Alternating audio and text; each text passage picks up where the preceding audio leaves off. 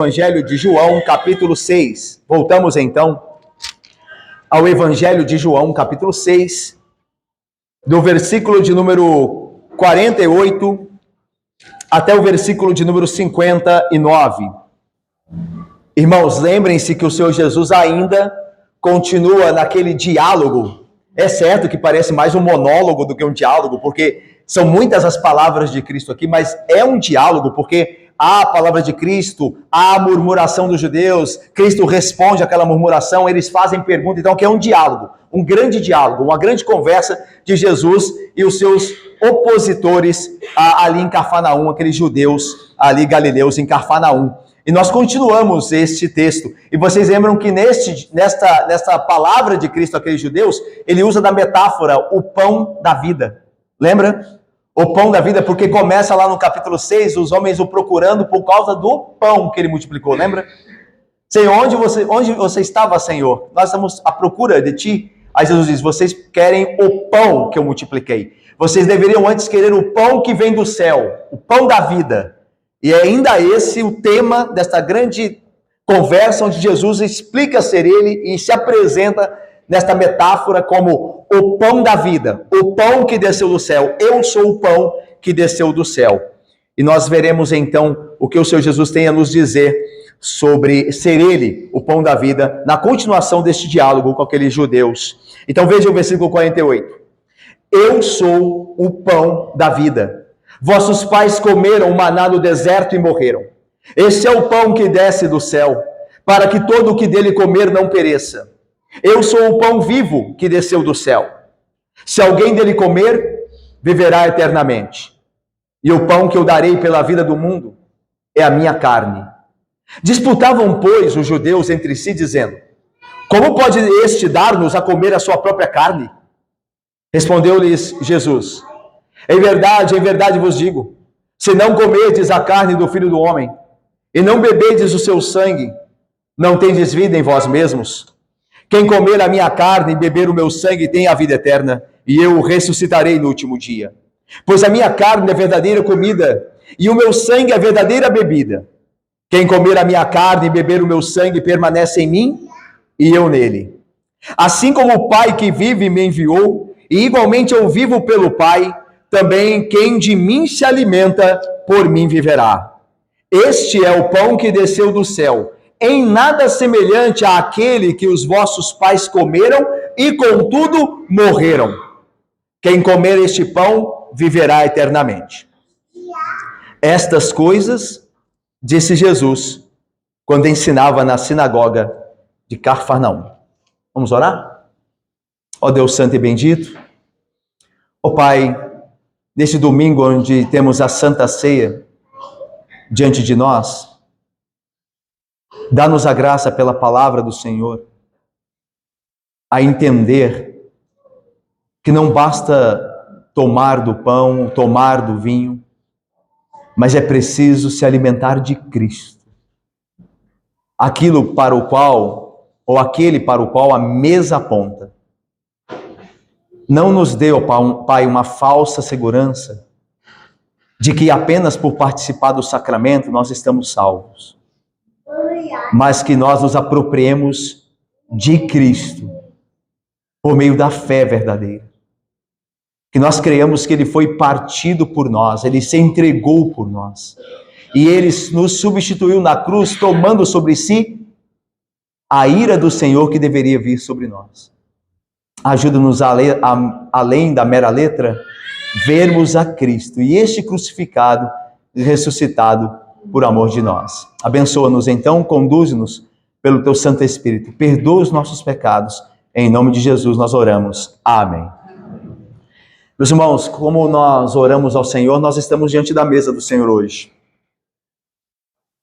Mas será que nos basta participar desta mesa? Não são poucos que acreditam que a salvação depende de participar dessa mesa. Se eu estou participando da mesa, do cálice, do pão e do cálice, eu estou seguro. Hoje o domingo é importante porque tem a mesa do Senhor. E eu não posso faltar. Irmãos, embora, obviamente, a mesa, o sacramento tenha a sua importância, e certamente a tenha, É muito mais do que isso necessário para a salvação. É muito além do que a mesa. E é disso também que Jesus nos irá falar aqui, neste texto poderoso das Escrituras. Jesus começa, veja comigo, no versículo 48, ratificando o que ele já havia dito neste capítulo 6. Eu sou o pão da vida. Novamente ele volta para essa metáfora. Ele é o pão da vida. E ele diz mais agora, acrescenta um outro aspecto de ser ele o pão da vida, comparando-o com aquele maná que Moisés, por meio do poder de Deus, deu aos israelitas. Ele vai dizer, vossos pais comeram o maná do deserto e morreram. Jesus continua, este é o pão que desceu do céu, falando dele mesmo, para que todo o que dele quer não pereça, o que dele comer melhor, não pereça. Irmãos, veja aqui o contraste claro entre o pão que é Cristo e o maná do deserto. Quem come de Cristo não perece, os que comeram do maná morreram. Esse contraste é aprofundado agora, com Jesus apresentando como o pão do céu e o maná, e contrário ao maná, o contraste com o maná do deserto.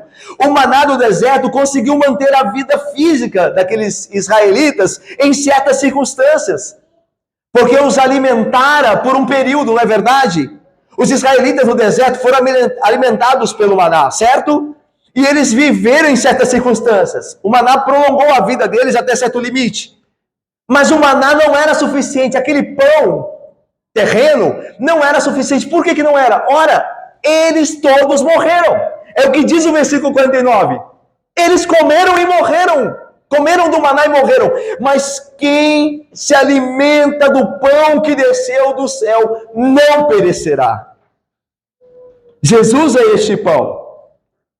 E aquele que dele se alimenta tem a certeza e a plena vida eterna. A certeza e a plenitude da vida eterna. E Jesus segue, versículo 51, insistindo ser ele o pão vivo. Olha só, eu sou o pão vivo que desceu do céu. Se alguém dele comer, viverá eternamente. E o pão que eu darei pela vida do mundo é a minha carne. Agora a conversa começa a se tornar muito estranha para os judeus que estão ouvindo. Jesus diz assim, eu sou o pão vivo que desceu do céu. Se alguém dele comer, viverá eternamente. O pão que eu darei pela minha vida, melhor, o pão que eu darei pela vida do mundo é a minha carne. E agora os judeus começam a ficar muito confusos com aquilo que Jesus está falando. Meus irmãos, do que Jesus fala aqui? Quando ele fala que ele é o pão, e aquele que dele comer viverá eternamente, e o pão que ele dará pela vida do mundo é a carne dele. Irmãos, claramente aqui o sentido é sacrificial. A minha carne que é dada. Nós não podemos esquecer que no início desse evangelho, Jesus é apresentado como o Cordeiro de Deus, lembra? O Cordeiro de Deus é entregue. A carne do Cordeiro é partida e comida. É um aspecto sacrificial. Jesus está dizendo, eu vou me sacrificar pelo mundo. Então essa linguagem aponta para a cruz, como nós veremos posteriormente também. Jesus fala, Leandro, Hugo, João, Milene, Alice, querido Valmir, Presbítero Cotes, ele está falando do sacrifício na cruz. A vida que eu darei ao mundo é a minha carne. Por isso, quem dela comer viverá. Meus irmãos, este versículo não só fala deste aspecto sacrificial, como também fala que o sacrifício de Cristo é voluntário. O pão que eu darei, ninguém tirará de mim, eu dou voluntariamente. E esse aqui é um dos aspectos mais maravilhosos do sacrifício de Cristo. Sabe por quê, irmão? Ele não foi acuado para entregar a sua vida. Ele não foi obrigado a fazê-lo. Quando Jesus morre na cruz, ele não está morrendo porque os homens o acuaram e ele não tem outra alternativa. Ele tem agora que ser entregue. Mas se ele quisesse, se ele pudesse, isso não teria acontecido.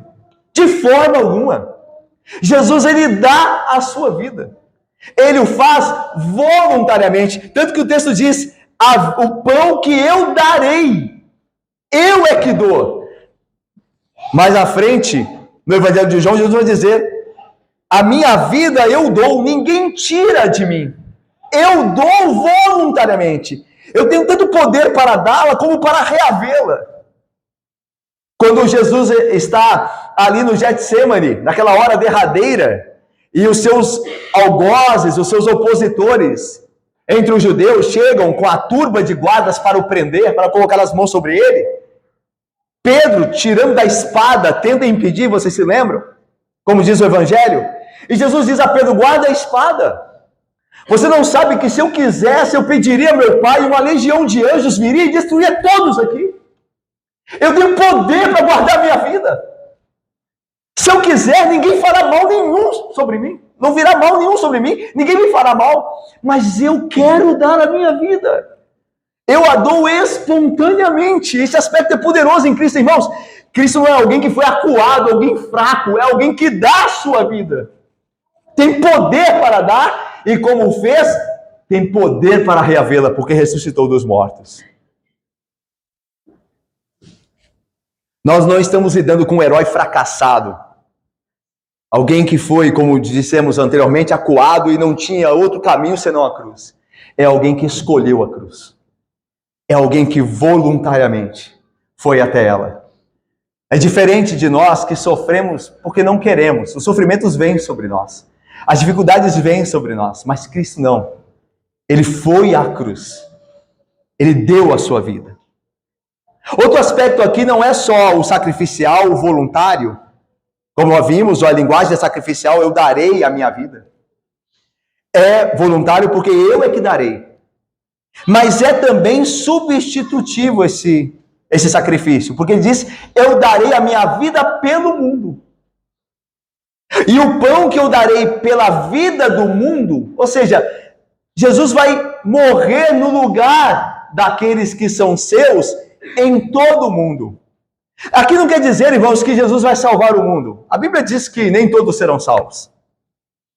Então, em que aspecto Jesus diz que o pão que ele dá é pela vida do mundo? É pela vida dos homens em que ele escolheu, os quais escolheu de todo o mundo. Lá, de fato, em Isaías 49, diz assim, Deus falando ao seu servo Jesus Cristo, pouco é seres meu servo, para restaurares as tribos de Jacó e tornares a trazer os remanescentes de Israel. Veja, também te dei como luz para os gentios, para seres a minha salvação até a extremidade da terra. Ou seja, Jesus Cristo dá a sua carne pela vida do mundo, pelos homens do mundo inteiro, os homens, os eleitos que estão espalhados pelo mundo, não só por Israel, como Isaías havia proferido. Como Deus havia dito por meio do profeta Isaías, não só por Judá, por Jerusalém e Israel, mas pelos gentios, pelas extremidades da terra, eu lhes darei a ele. Então isso é uma verdade. O sacrifício, ele de certa forma é universal, no sentido que ele alcança homens do mundo inteiro. Nós estamos aqui, nós não, creio que a maioria aqui não é descendentes de israelitas, mas nós estamos aqui, porque esse sacrifício foi também por nós. Então, alguns aspectos importantes neste único versículo. A entrega de Cristo é sacrificial porque ele dá a sua carne. Ela é voluntária porque ele mesmo dá, ninguém toma dele. Ele, de fato, irmãos, a entrega é substitutiva, porque ele dá no lugar do pecador. E por fim, ela é universal, porque ela alcança os eleitos do mundo inteiro. Mas olha só o que essa palavra provocou nos judeus.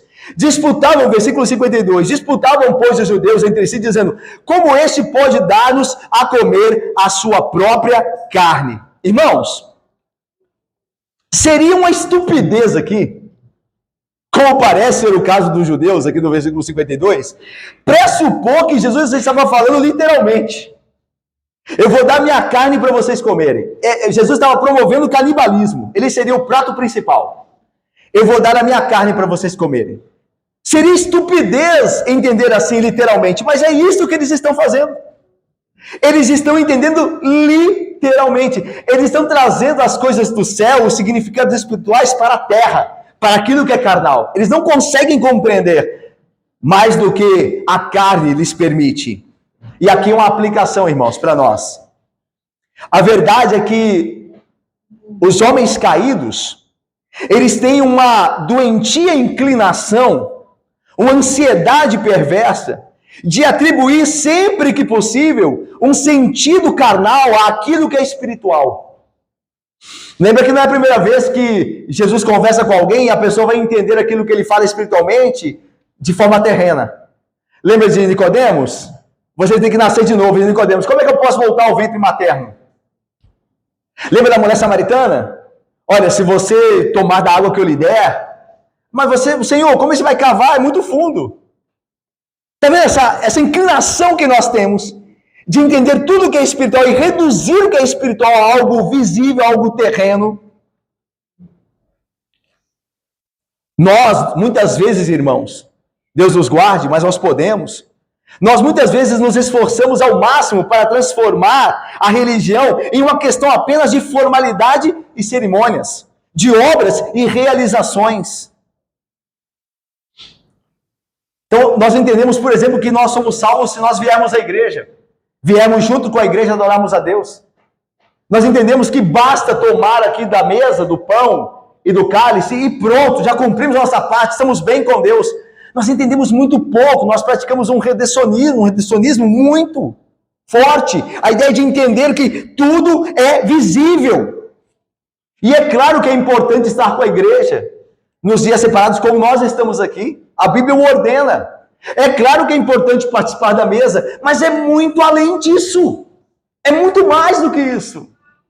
Lembra-se que Israel, no Antigo Testamento, e também na época de Jesus não era diferente, cumpria com as cerimônias religiosas. Mas Deus diz, o coração desse povo está longe de mim. Eles me louvam com seus lábios. Eles cumprem as cerimônias.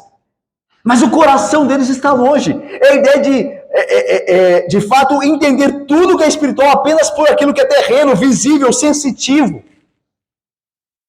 E é assim que esses judeus entenderam. Como é que ele pode nos dar de comer da carne dele? Eles viam tudo de maneira terrena e carnal. Feliz é o crente, irmãos, que é atento para isso. Que sabe que as coisas que vemos representam coisas superiores. E que Deus não quer só a externalidade da nossa carne, dos nossos compromissos, ritos, mas Ele quer o coração. Ele quer aquilo que é a nossa força vital. Ele quer a nossa fé. É o que Deus quer.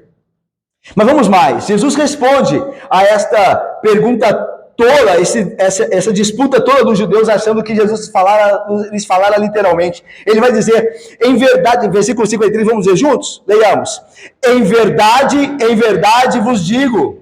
Se não comerdes a carne do Filho do Homem, não beberdes o seu sangue, não tendes vida em vós mesmos.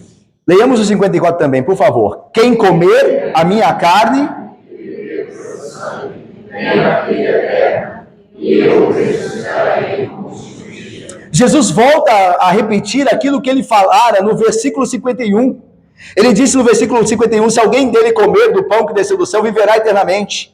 E aqui ele volta a repetir, respondeu-lhe Jesus, em verdade vos digo, se não comerdes a carne do Filho do Homem e beberdes o seu sangue, não tendes vida em vós mesmos. Quem comer a minha carne e beber o meu sangue tem a vida eterna, e eu ressuscitarei no último dia. Perceba que a resposta de Cristo nesses dois versículos, de fato, a resposta inclui dois aspectos. Primeiro é o condicional. Se não beberdes o meu sangue, não tendes vida.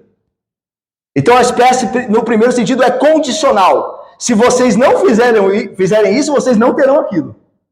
E o segundo é positivo. Quem comer da minha carne e beber do meu sangue tem a vida eterna. Então tem dois aspectos aqui na resposta de Cristo. Um é condicional, se não fizer isso, não terá aquilo. E o outro é positivo. Quem fizer isso, terá aquilo. E aí veja, meus irmãos, comer da minha carne e beber do meu sangue. Se a declaração do versículo 51, que é comer da carne de Cristo, poderia ter sido muito bem, como parece ter sido, ofensiva aos judeus, esta aqui deve ter sido ainda mais, quando ele fala de beber o sangue. Porque, irmãos, havia uma lei no Pentateuco, Moisés estabeleceu por mandato de Deus, em Levítico 17, 10 e 12, que o homem de Deus não poderia comer sangue, não poderia ingerir sangue. Isso está lá em Levítico 17, de 10 a 12. Portanto, beber o sangue de alguém, se nós entendêssemos literalmente, como aqueles judeus pareciam estar entendendo, Dona Coraci, Luzinete, Graça, era abominável e extremo beber o sangue de alguém, sendo que a lei de Moisés condenava isso. Mas era isso que Jesus estava dizendo? Era disso que ele estava falando, de beber o sangue dele literalmente? Comer a sua carne, como nós vimos, promovendo o canibalismo? Era disso? Não, irmãos. Como nós vimos, não era disso que ele falava. Jesus falava figuradamente, uma metáfora, apontando para algo maior. Mas aí é um ponto que nós queremos tratar aqui com os irmãos, que o texto certamente nos aponta como algo importante. Estaria Jesus falando da Santa Ceia? Porque quando nós lemos esse texto, comer da carne e beber do sangue, nós automaticamente nos ligamos à Santa Ceia. Estaria Jesus falando do rito, deste sacramento que nós temos diante de nós? Muito provavelmente não. Embora, obviamente, há aspectos do que ele disse aqui que estão na Santa Ceia. Claro. Mas, muito provavelmente, Jesus não estava falando de Santa Ceia. Até porque os que estavam conversando com Jesus nem sabiam o que era a Santa Ceia. Jesus vai instituir, lembra, a Santa Ceia no final, já próximo dos seus dias da sua entrega. Eles nem sabiam o que era a Santa Ceia aqui. Então, muito provavelmente, o que Jesus quer dizer não tem a ver com a Santa Ceia agora, nesse contexto. Embora, obviamente, as implicações incluem a Santa Ceia. Mas o que ele está querendo dizer? Com beber do sangue dele e comer da carne dele. Irmãos, essa é outra maneira de Jesus falar o que ele já havia dito antes. Que nós devemos nos apropriar dele pela fé. Que nós devemos ter comunhão com ele pela fé. Quer ver? Quando Jesus estava conversando com Nicodemos, ele diz assim: e do modo por que Moisés levantou a serpente no deserto, assim importa que o Filho do Homem seja levantado, para que todo que nele crê tenha a vida eterna. Lembra de João 3, quando Jesus fala, como a serpente foi levantada no deserto, assim o Filho do Homem será levantado, e todo aquele que olhar para o Filho do Homem será salvo. Todo aquele que crê, é a mesma coisa, olhar, comer, lá olhar, aqui comer, apontam para o mesmo ato que apropriar-se de Cristo pela fé. É crer que ele morre por nós. Ambas as linguagens apontam para a cruz. Perceba, como dissemos, aquele que olhar, aquele que comer, são maneiras de se referir à mesma atitude, colocar a confiança, a fé no sacrifício de Cristo na cruz por nós. As palavras aqui são metáforas que Jesus usa para apontar essa realidade. Sim, meus irmãos, o significado vai além da mesa, embora inclua, obviamente, mas aponta para a sua obra da cruz, a fé que se apropria de Cristo, quer pelo olhar, capítulo 3, quer pelo comer, capítulo 6 agora. Jesus está estabelecendo assim o sentido real por trás da mesa. E aqui nós temos uma aplicação. E nós vamos terminar com ela hoje. Nós seguramos o sermão, continuamos no domingo que vem o restante dos versículos. É possível nós tomarmos a ceia? E nós agora estamos nos preparando para isso? E apesar de nos prepararmos e tomarmos a ceia, ainda assim não comermos o corpo e nem bebermos o sangue de Cristo. É possível alguém participar da Santa Ceia agora e mesmo assim não comer do corpo de Cristo, da carne dele, e não beber do seu sangue, segundo o que ele mesmo nos estabelece aqui. Porque lembre-se, isso tem a ver primeiro com depositar a confiança em Cristo, se apropriar dele, da sua morte na cruz, sacrificial, voluntária, substitutiva, universal, porque o fez também por nós, não só pelos judeus. Nós nos apropriamos dessas coisas, ou deveríamos fazê-lo, enquanto comemos e bebemos do alimento externo, dos símbolos externos. O ladrão da cruz, lembram-se dele? O ladrão da cruz, aquele que se converteu, quando crucificado junto com outro ladrão, e entre eles Jesus, ele não tomou da Santa Ceia, mas ele foi para o céu. Lembra? Hoje mesmo estarás comigo no paraíso. Porque ele fez aquilo para o que a Santa Ceia aponta, que é o objeto último, Vitor. É crer em Cristo, ele creu em Cristo. Isso lhe foi imputado como justiça, muito bem. Como Abraão creu em Deus, isso lhe foi imputado como justiça. O ladrão creu em Deus. Lembra-te de mim quando vieres no teu reino. Ele viu o seu Jesus como Rei eterno. Ele creu e ele foi salvo. Deu para entender? Eu e você podemos tomar agora aqui, sem tomar verdadeiramente. Nós podemos comer agora aqui, sem comermos verdadeiramente. Porque nós fazemos isso, podemos fazer isso apenas como um rito, cumprindo um cerimonial, mas não ter a fé que realmente salva, que realmente justifica o homem diante de Deus. Não, meus irmãos, nós não só comemos e bebemos. Enquanto nós fazemos isso, nós nos apropriamos do que Cristo fez por nós.